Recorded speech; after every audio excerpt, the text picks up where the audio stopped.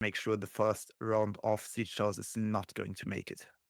Yeah, exactly that. That's with a good strategy. Sometimes it might work out in your favor. The underdogs, are they going to be the underdogs of this game? And do that as we'll get into that matchup. We'll get to see how they decide to tackle Dasuo Fort here. And are they going to go straight to getting these siege towers up as quickly as they possibly can and find a strategy in which they can adapt to make sure that they do reach? Yes, and we can see the attack already sprinting to the front, trying to get to the artillery as fast as possible to the supply point, actually, and they will try to get their anti-cav out before they are being blocked, which should work, considering the time they have.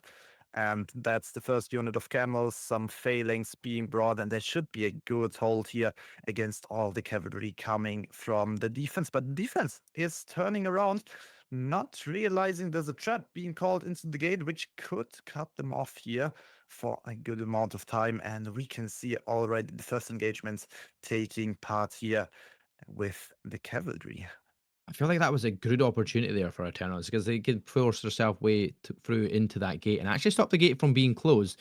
And that is a good strategy because they've got plenty of units to stop that as well. And they're going to have the phalanx units and such like ready to wait. But the balls will drop from up top, and that is going to do some damage below to the units. A little bit of flame won't go amiss, but as we're setting herself up, it looks like they're going to get a wee bit of a hold inside this beautiful wall that we're scaling up as we see the red team of Eternals making their way in with that phalanx, and that's exactly what they're going to force their way in to a retreating unit of phalanx as they get the camos to set up as well. This is going to be a good position here. Eternals looking good on his strong attack here and a very forward orientated push.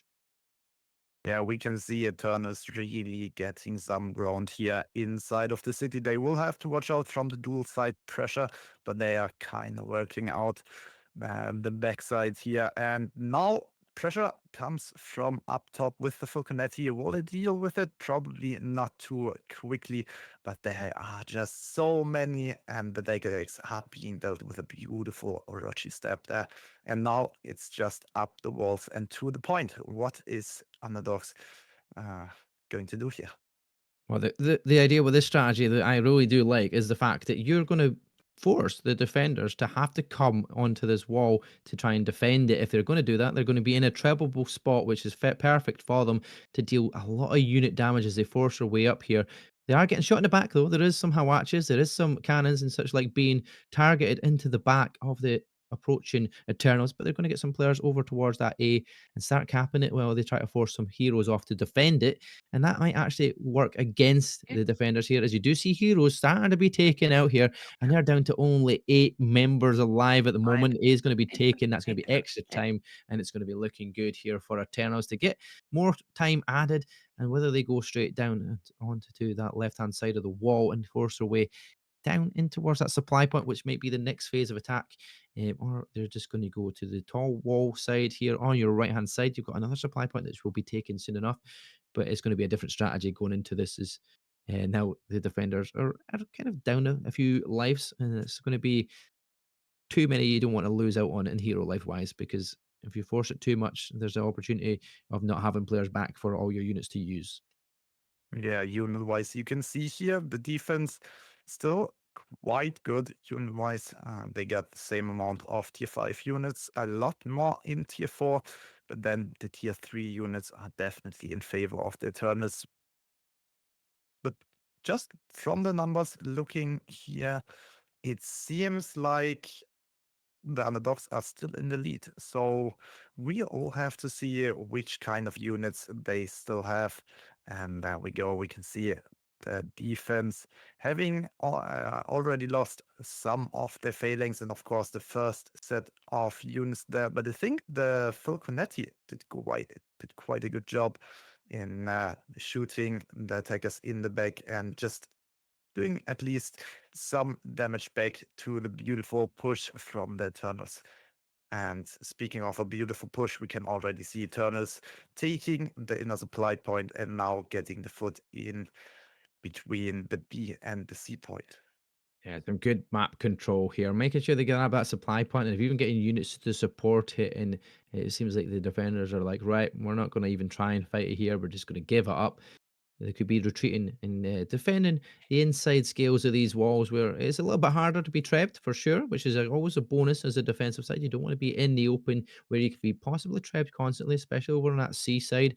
That is easily trappable. But I'm surprised because B normally in sieges is a completely different side of things. But obviously, this isn't a controlled 15 versus 15 in sieges. It is just people playing it all over the place and playing as individuals. But B is a little bit easier to do when you've got a full 15 team that are working together, so that's why the defenders probably gave that up now so that they don't commit too much lives or too many heroes to it. But the position is going to be sent in from that treb, and Marla's going to hit it in, but there's going to be no units progressing in towards that. They're wise to it. They're not going to lose any units early on from that before the push is even made down towards that supply point. Yeah, one unit of Reapers being wasted in here. Bit miscommunication on the side of the underdogs, but now they are set up and ready with the Falconetti and the rest of the infantry units to meet the Eternals on this choke point. But I don't feel like the Eternals really want to commit in here. They probably want to first take the B point and then look for another point of entry. And as you can see, the Eternals are now rotating back, being chased down by the heroes of the underdogs, but not too much pressure coming here from the underdogs, I would suppose. And that's exactly what happens. Yeah, a Underdogs couple of also units. falling back. Yeah, a couple of units going to get tailed off here and going to get picked off at the end as they force their way too far. And it's a slow moving unit, which means they're picked off and some of the class will be wiped. But for the underdogs, there's going to have to do something slightly different here in unorthodox here to try and stop the pushes, because the Eternals are looking good on their attacking side, but it is still relatively close here in numbers. There's still plenty of artillery to be used here as well from Eternals, because they've only managed to place one at the moment. So it'll depend on where they go from here after getting towards B, which has been stopped here for a second here as it underdogs have decided to go on that defense, sent cavalry right across the point and all the way down, but it is going to be met by a lot of units of phalanx and such like down there that will end up wiping that cavalry for now. And you can even see the Yangdao on the outside there onto the right hand side of the screen, finishing off the remaining tailor of them cavalry as the Eternals start to make their way towards that B and finalize that cap. Oh, yes. The defense already being prepared for it. They are meeting this attack, and I see a lot of fire inside the units of the Eternals and the Falconetti, of course.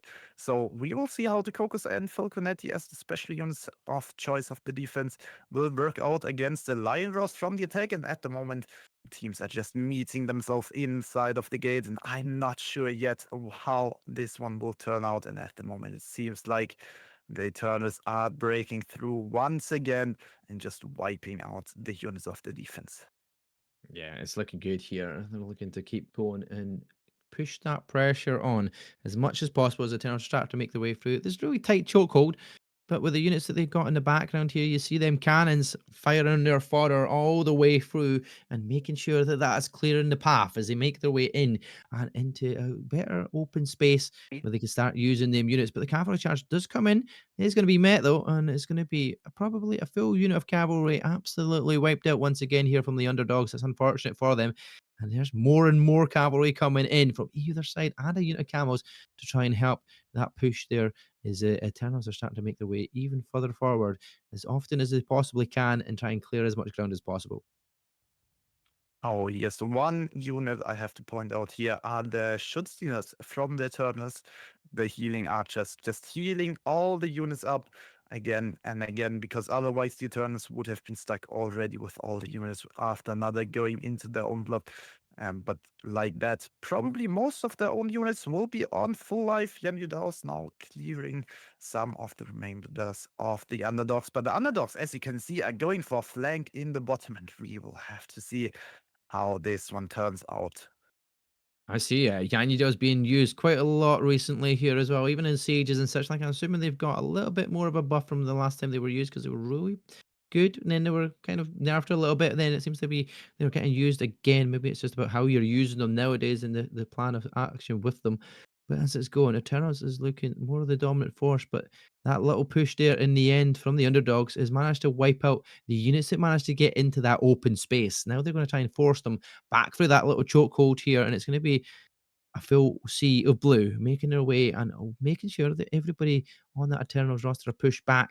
And it's going to be harder now for them to get back into it because they're losing lots of lives and lots of heroes are still out here and are going to be potentially taken out.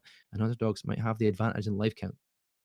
Yeah, one thing I would love to see right now is the unit count because this engagement has cost a lot to both sides.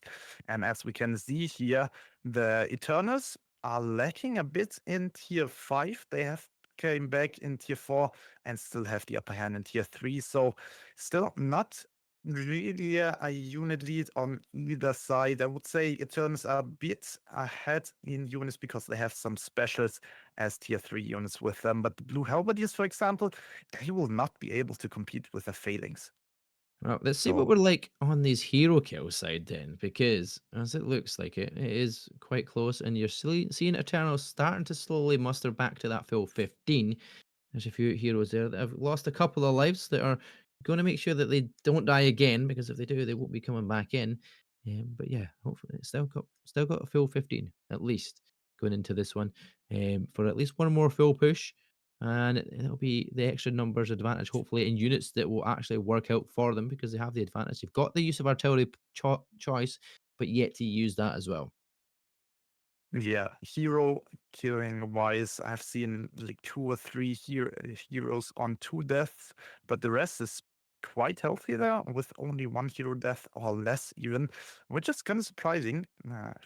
Keeping in mind how much they have fought already and looking at the unit count, which is under 300 for the side of the underdogs, but only tier 4 and tier 5 units, so they are still quite healthy there in the match. They are capable of fighting a third time, and it seems like Eternus is now trying to force this supply point instead of the other one.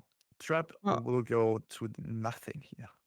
The one thing I'm surprised about here is the Tenors have 27 units artillery to use, right? They're literally sitting in a corner where it's easy enough to set up mortars and they can bombard that supply point and start sending people with units towards that supply point so they can secure some more ground, get a set of units that might actually help them pushing a little bit further forward, which they aren't doing. Instead, they decide they're going to go back out and rotate around to another corner, another doorway potentially to try and force their way in, whether they're trying to out rotate underdogs here and try to catch them by surprise.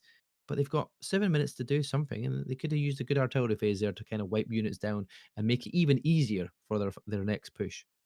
Oh, yes, absolutely. Both teams I'm not willing to place a lot of the artillery underdogs on 8 also, and they've placed 3, I think, in the defense on the other supply.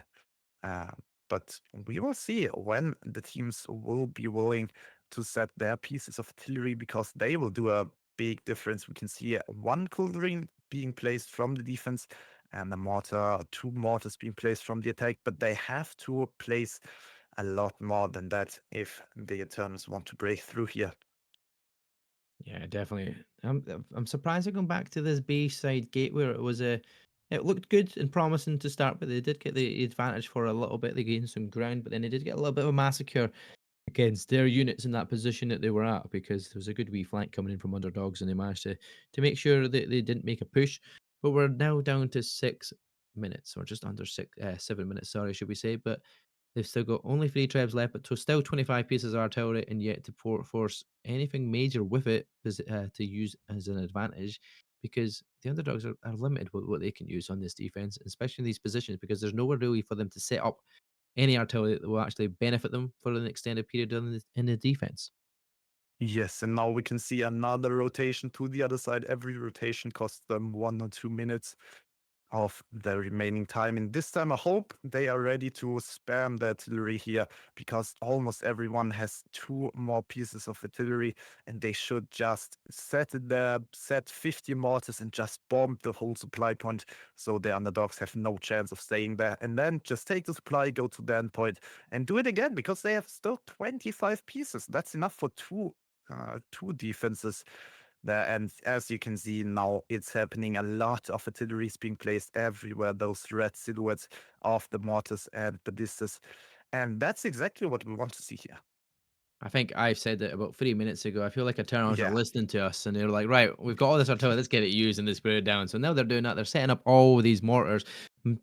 Culverins as well. I mean, good positionings to be. Actually, is that the that's the it's not the Culverins, that is the unit of cannons, which is in a good spot as well. So yeah, all that use there to kind of bombard that supply point and make an option to get themselves in, and they're going to start getting some more ground opening up for them as they start to make a push through.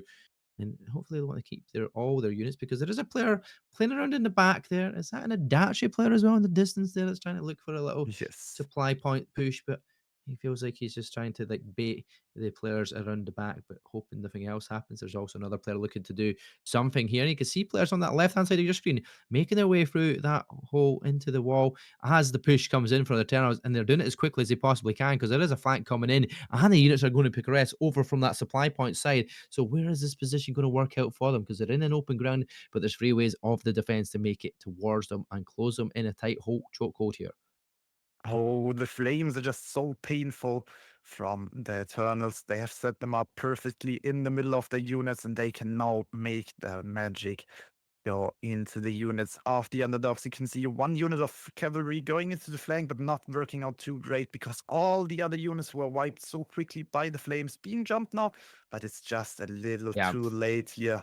And 10 now heroes lost, by also, the way. 10 yeah, heroes on the side of underdogs, and they've that's only got crazy. 44 units left. That's it. This is all we've wrote. Eternals are just going to force their way through with a great push, and they timed it quite well to get themselves in. They realized that there's a flank coming in from that back supply point, and they decided, right, we can't wait for that. We're going to go in now. We're going to have to bait them over towards the supply point because a lot of the units had gone through the middle gateway. And what it's done is gave them a little bit of a tight space to work in, but the tight space actually works in because all your teams and all your units are clustered together. So when they start sending units, it's almost like instant death for some of the opposition teams to come in and the opposition heroes. And now it's just going to be a battle of the heroes on that point to try and slow down the time and stop that cap. But with 3 minutes to be taken, I don't see it going any other way than Eternals red.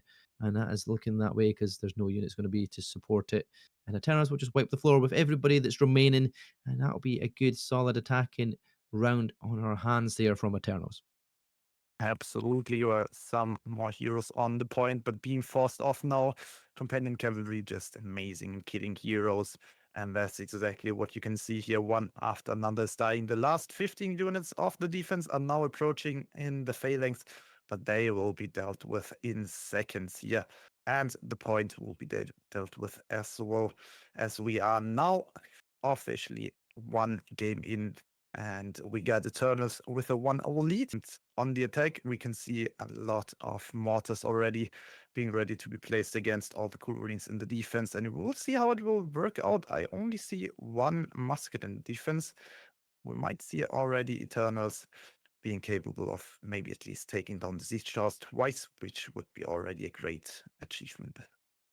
I actually didn't see if they had Falconettes actually picked up in that roster in that this whole setup of 15. There is probably a potential chance of that. Let's we zoom out into that map and see our beautiful map. We'll maybe get to see if there is when we flick through that unit choice of section selection here. So we can scroll through quickly here what units they do have. So maybe the defense does have some Falconettes, so we can see that on our screen. That would be fantastic. Here we go. Right. See if we see Falconettes. There is Ooh, one that's unit of one cannon. Lance. Yeah, and then scrolling from that right hand side on this defense, we are not seeing Falconets by the looks of it. No, none.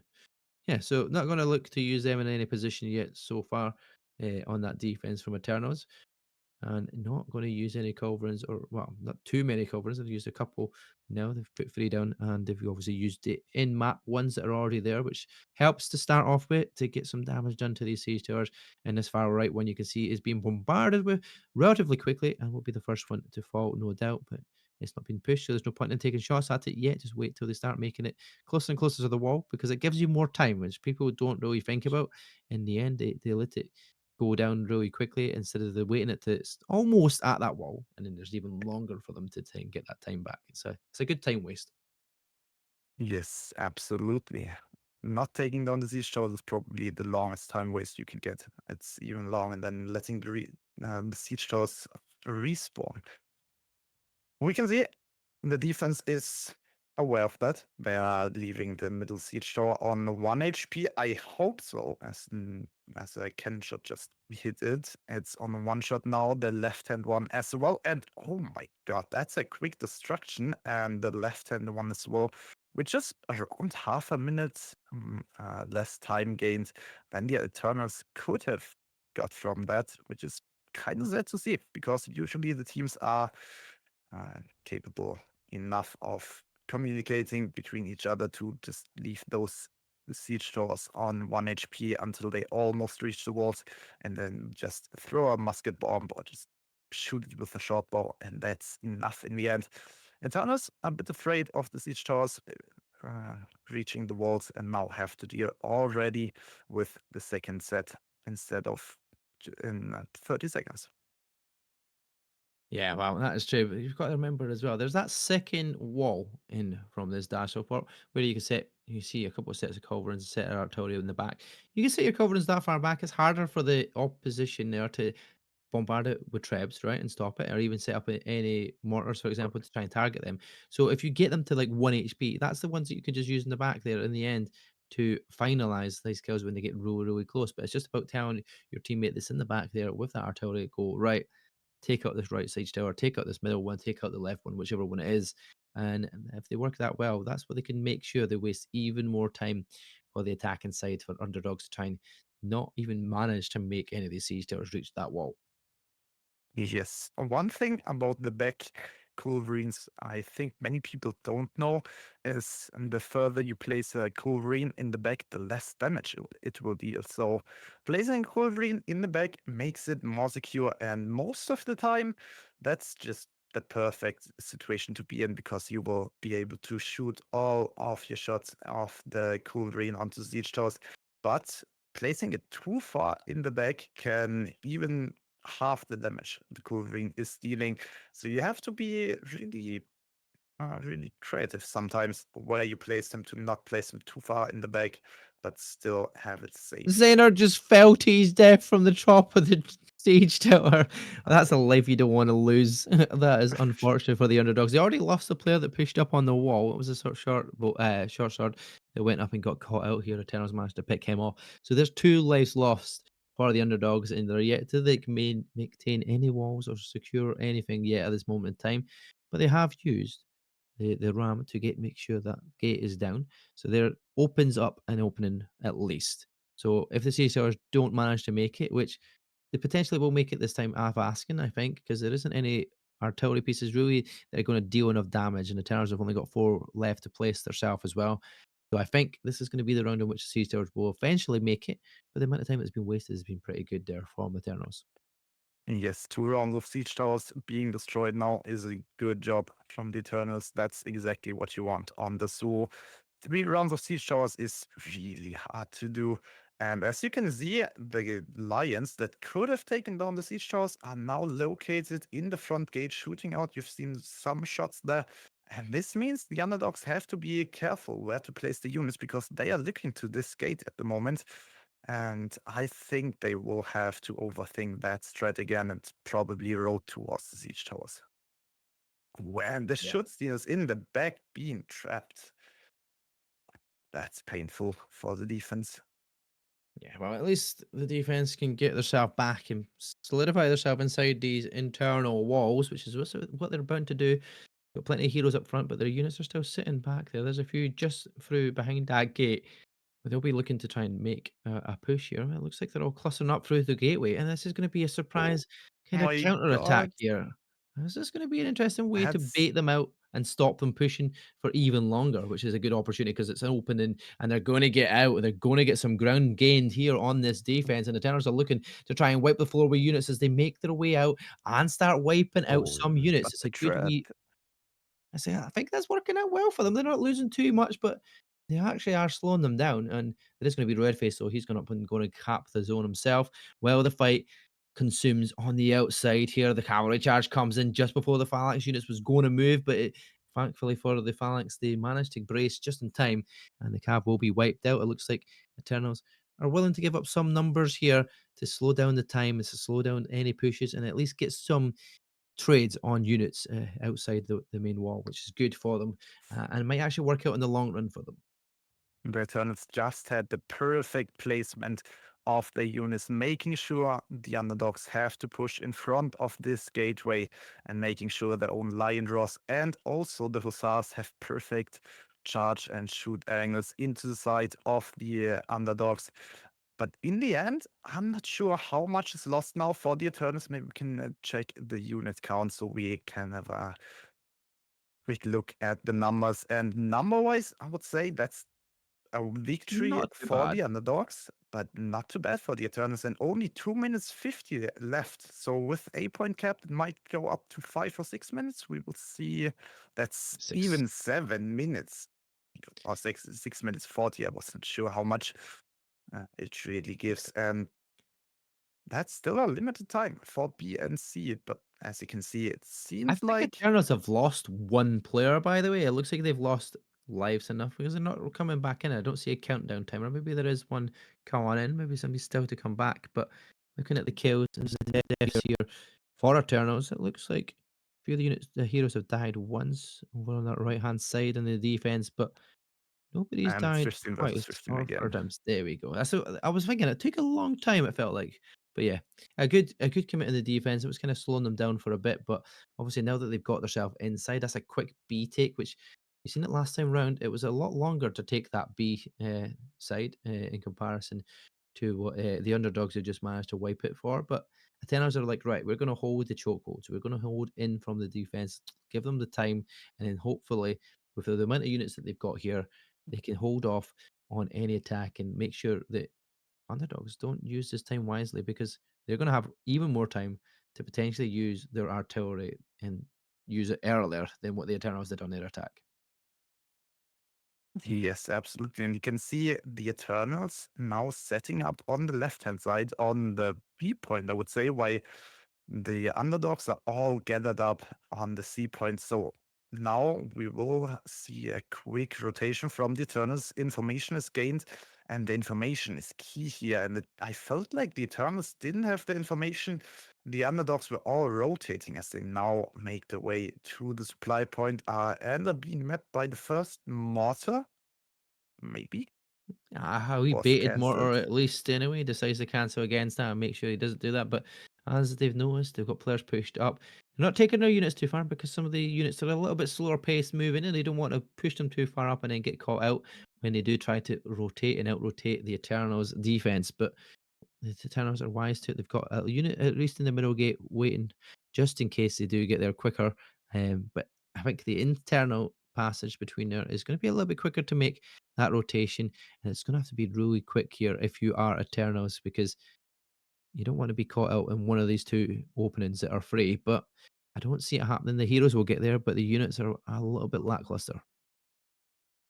Yes, like you said, Eternals now a bit slow pace. The gate is not opened yet, so the underdogs will have to open it, but that's already accomplished. And now we will see if they want to force it through or if they want to set up the lines first and go for some slow push. Artillery is still not being placed. 21 pieces on the board, and okay, we can see first mortar shot coming through the gate, and that's a lot more artillery commitment earlier than we have seen on the side of the Eternals in their attack. Yeah, exactly. There we go. And to see if these underdogs will start making any headway and get themselves through. The only problem we've seen it last time with Eternals coming through this, they did get some good pushes through, but flanks came in last time from underdogs and actually wiped them for a bit. But in the background on your right hand side of the screen, you do see faster moving units that are going over towards the other side. They are making Eternals make some rotation around as well. So it depends on what units you manage to split and where it's going to give you the advantage going into it because you've got the cannons just been set up as well from Eternals in that middle gate because they know there's players around there, but it takes a bit of time to set them up and then take them down and get away again. So depends. Are they going to stay there long enough for them to worry about it? Or are they going to start moving them around as they're just going to be like slowly moving and working away together as a team? Yeah, it feels like the underdogs are still not really sure where to push. They have set up now on the middle gate as well as on the left hand side here on the screen. And the cavalry is looking to the right hand side. So I feel like the underdogs are going for push from all different angles, and it might work out, but only if the cavalry is coming on time. And as it's now running over the right side, I think the push is about to come in. The rest of the units are rotating. to the left-hand side as well. And with this, we will have pressure from the two exact opposite sides of the map, on the left-hand side here with the infantry and on the right-hand side with the cavalry. And then also still some units on the middle gate. So the Eternals will have to split up perfectly to counter this. And as the cavalry is now going towards the endpoint, this will be a big task for the Eternals to stop this one, and they will have to rotate back to the endpoint. I really do like this. This is looking the best opportunity here to open up that home point. The cavalry flank coming in. It has left Eternals between two different attacking sides here. The cavalry on this side, and then through that gateway, you're going to have all the artillery trying to pinch them right in the center of this map while they start capping the zone. It is going to be a really good time, an opportunity here for the underdogs to make their way in and get some ground secured and ready at least to take some of a home and get themselves ready for that final phase when it comes around. So at least you've got yourself inside the walls.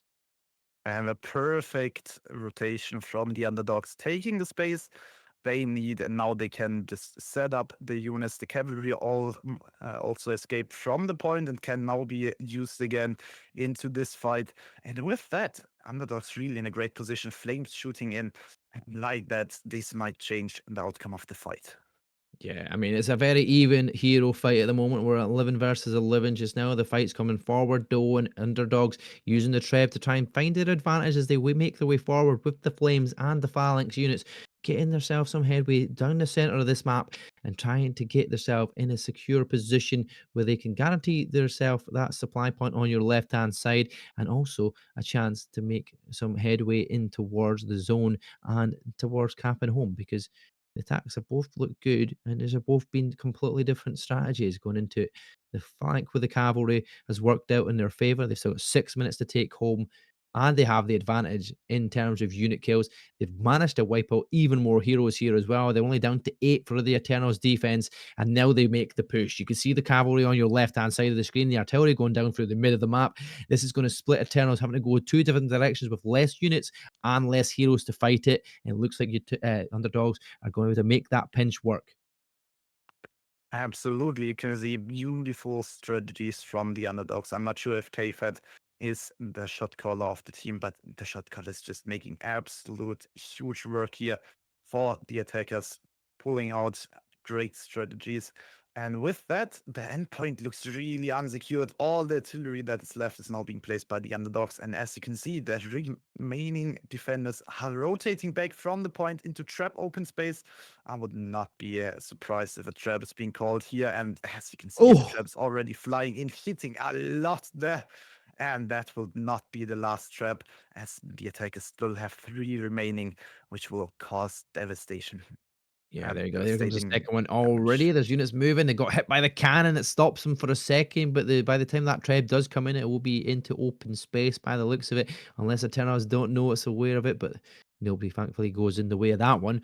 But I feel like it is still a good opportunity for Eternals. They've still got 15 players alive. They still got 333 units, but we've got 4 minutes as the attackers to waste and use. They still have all their artillery. They've got 10 pieces to put down against that one of Eternals. And looking at the unit choices as it is, you've still got a lot of tier 5 units in favor of the attacking side of underdogs. So many phalanx units ready to start making a push forward when the call comes. And Kaifat, like you says, the captain is maybe making these calls as well, but he's got players on his side over to make flanks and ready with cavalry to make that final push as the forward momentum comes in from the infantry on that right hand side. You can see it now. There comes the flank from the cav as well as the push comes in.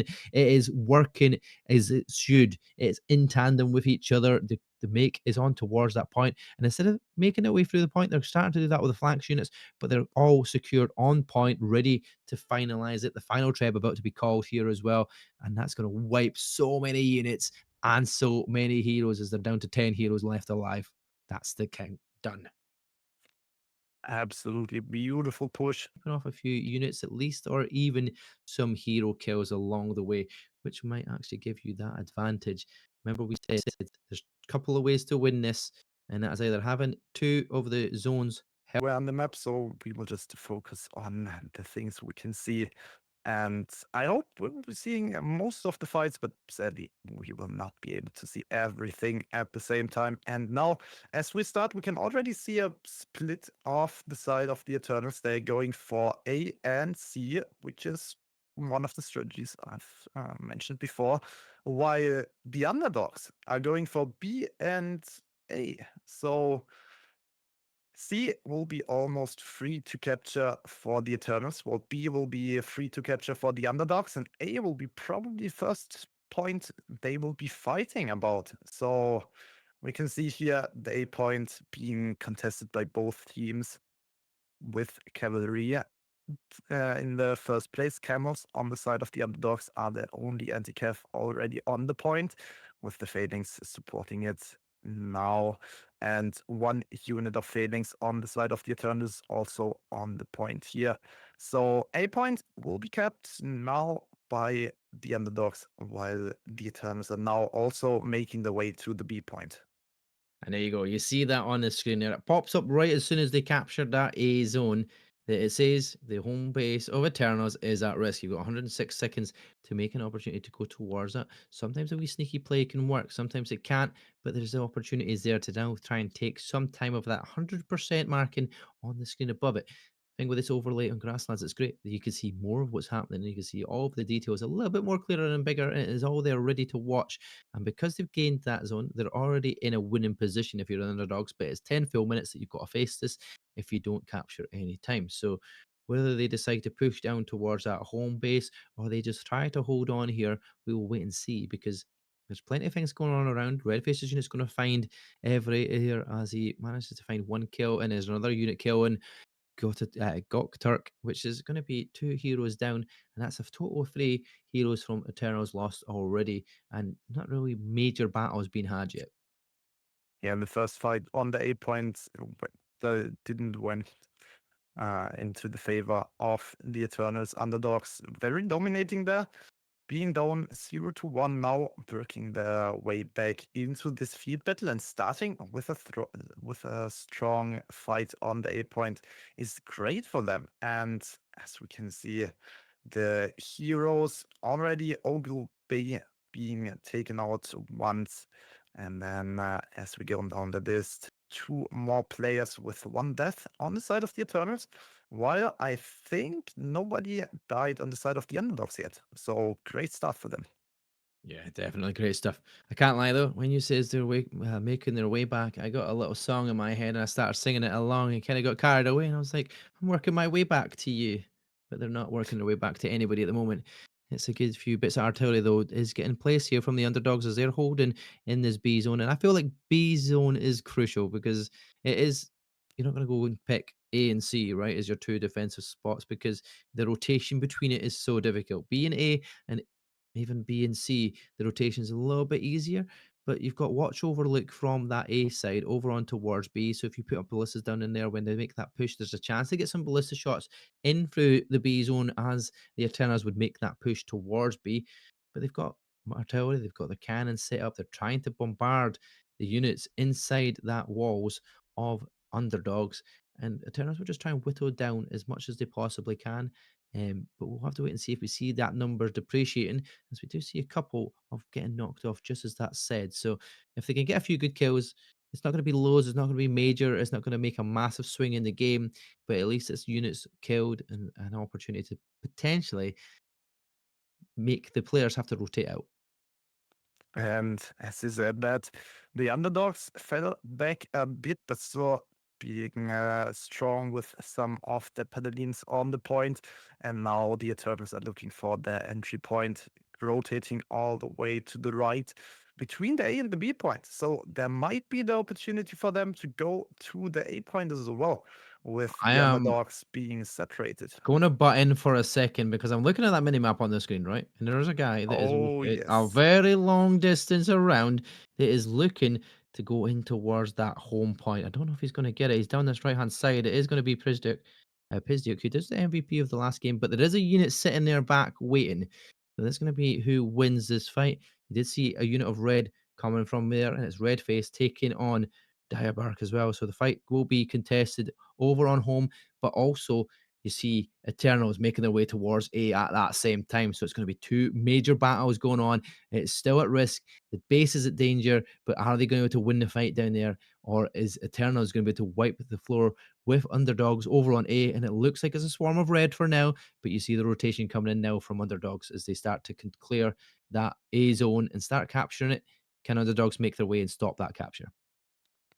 The underdogs will probably not be able to stop the capture, but at least they will be able to contest the A point now if they are willing to do so. Like I said before, the rotation between A and C is way too long to defend both points at once. So if the underdogs decide to go for C instead, there will be the opportunity to capture C for almost free, but then you will have to watch out for your end cap as the fight is going on here. Underdogs already deep in the units of the Eternals, but they are just being wiped here.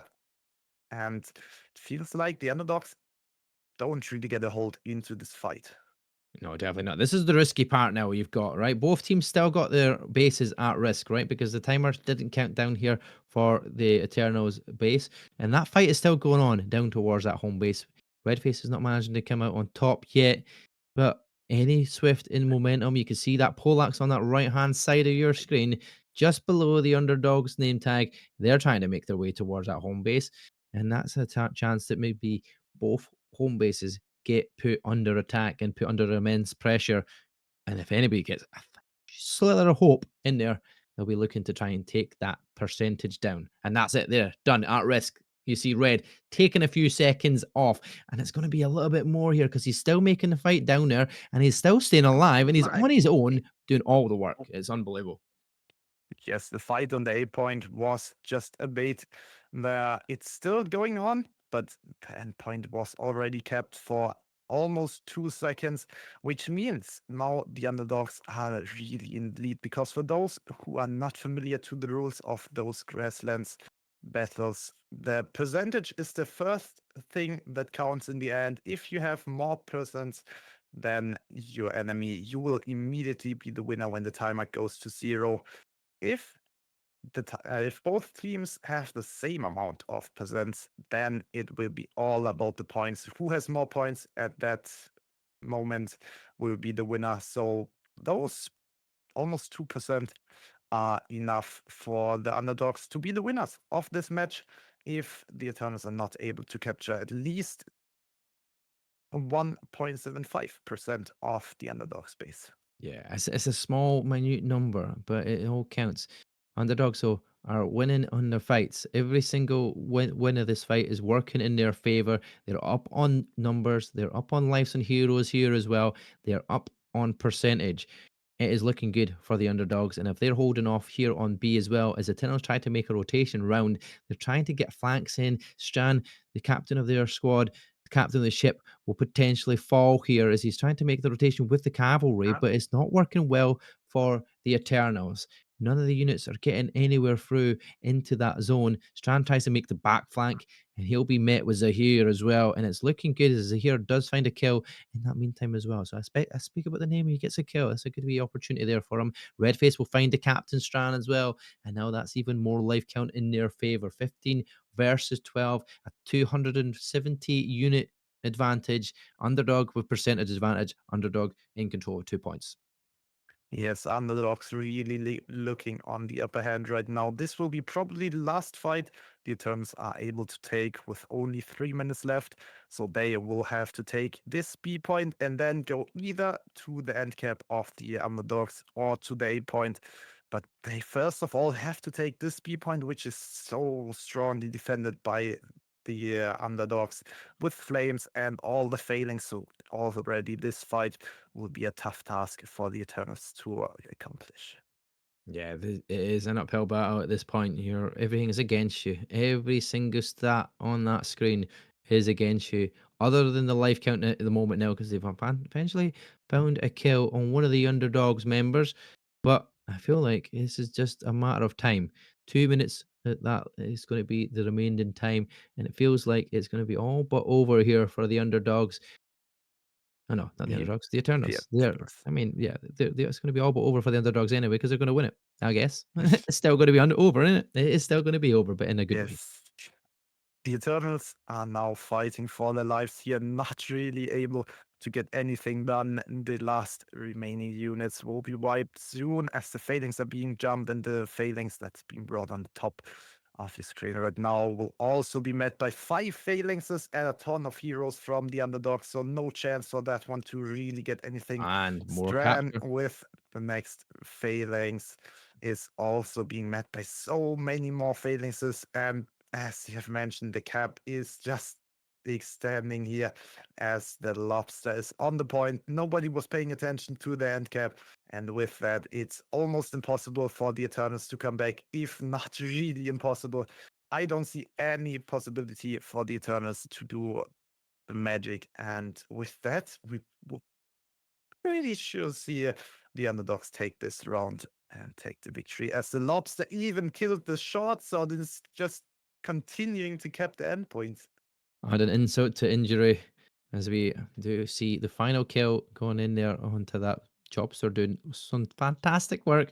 And he's going to make sure that we're past that 50% mark. We might even finish just before the timer goes out. It's a close one. It's neck and neck almost in terms of 44 on the score. We're getting close to that same percentage. I think the percentage might actually be taken before the countdown timer is done and Eternals will be extinguished. The flame is no longer alive in this matchup.